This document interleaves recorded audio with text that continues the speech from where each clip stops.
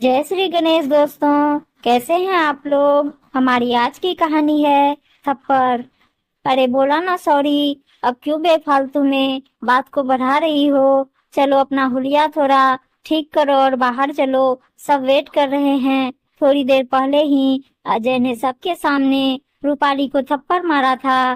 कारण ये था कि आज अजय और रूपाली की शादी की सालगिरह के उपलक्ष्य में घर पर छोटी सी पार्टी थी, जिसमें सभी रिश्तेदार और घर वाले मौजूद थे।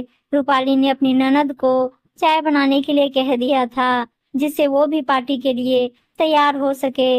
रूपाली की सास को ये बर्दाश्त नहीं हुआ कि मेहमान बनकर आई हुई बेटी को बहू ने काम करने के लिए कह दिया। जब सास ने रूपाली को इसके लिए डांट लगाई तो रूपाली बोल पड़ी, मम्मी जी, दीदी कोई मेहमान थोड़े ही है, इस घर की बेटी है और चाय बनाना कौन सा बड़ा काम है। रूपाली के इतना कहने की देर थी कि सास ने चिल्ला चिल्ला कर सारा घर सर पर उठा लिया कि बहू मुझसे जुबान लड़ा रही है। इतना सुनते ही अजय ने बिना कुछ सोचे समझे सबके सामने रूपाली को जोरदार थप्पड़ जड़ दिया। रूपाली को थप्पड़ के दर्द से ज्यादा सबके सामने अपमानित होना ज्यादा चुभ रहा था।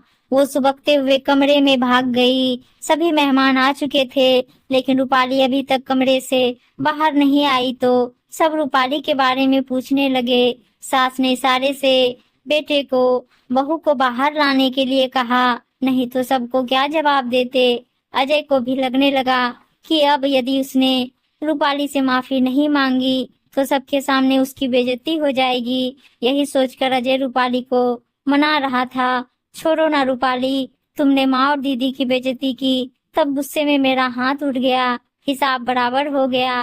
रूपाली का दिल भीतर ही भीतर रो रहा था। जिस खुशी वैवाहिक जीवन के 1 साल पूरे होने की खुशी में ये पार्टी रखी गई थी, उसमें उसकी खुशी और सम्मान कहाँ है। क्या सबके सामने इस तरह थप्पड़ मारने के बाद अकेले में सॉरी बोलने से हिसाब बराबर हो गया। रूपाली की मुट्ठी गुस्से और अपमान के कारण कस रही थी। उसका सारा शरीर कांप रहा था। वो उठी, अपने आंसू पोंछे और अजय की तरफ देखा। अजय की आंखों में कोई पछतावा या मलाल नहीं था। वो तो रूपाली को उठते देख कुटिलता से मुस्कुरा रहा था। रूपाली खड़ी हुई अजय के पास आई और खींचकर एक थप्पड़ उसके गालों पर जड़ दिया। अजय अवाक सा अपने गालों को सहलाते हुए गुस्से से रूपाली को देखने लगा तो रूपाली दूसरे ही पल सामान्य होते हुए बोली, ओह सॉरी अजय, पता नहीं कैसे हाथ उठ गया, सॉरी, अब चलो भी, सब बाहर वेट कर रहे होंगे, कहकर रूपाली मुस्कुराते हुए बाहर की ओर चल दी। अजय भी अपने गुस्से और अपमान को छिपाते हुए चेहरे पर झूठी मुस्कान लिए बाहर आने को मुड़ा।